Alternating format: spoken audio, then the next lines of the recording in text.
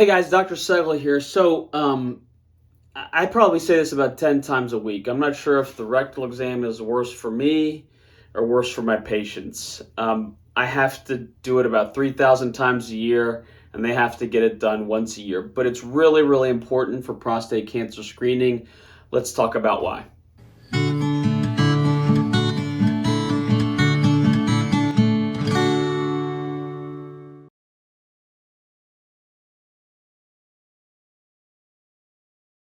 Hey guys, so the question is, why does my doctor torture me with rectal exams?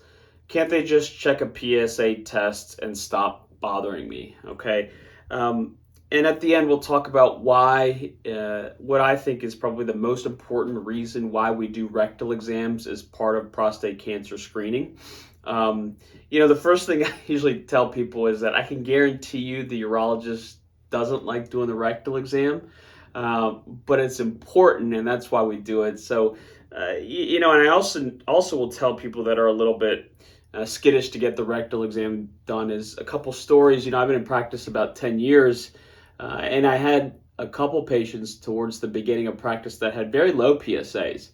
And I did a rectal exam. I felt a nodule. We did a biopsy on him, and we found very significant prostate cancer, Gleason 7 prostate cancer. Ended up doing robotic prostatectomies, taking their prostate out, and they did great. And these are prostate cancers that we never would have found. I never would have found if I hadn't done a rectal exam. So it's important because those individuals had low PSA values. One of the things that I tell people too is that what we call de-differentiated prostate cancer. So if you look at the prostate here, prostate cancer that's really, really aggressive may have a low PSA. So oftentimes the PSA will go up with prostate cancer. But over time, that prostate cancer can kind of just take the place of normal cells in the prostate and kind of kill the tissue here. And actually your PSA will go down. We call these aggressive or de-differentiated prostate cancers. In prostate cancers like that, you do the blood test, the PSA is low, but then we feel the prostate, right, with a rectal exam, and we can very easily feel a nodule. So those are circumstances where it's aggressive disease, the PSA is low, but we can almost definitely feel it on a rectal exam. I also tell people that PSA is the most commonly used test that we have in the United States for prostate cancer screening, but it's just a guide. It's just a tool. It's a much more powerful tool when you combine it with a rectal exam, okay?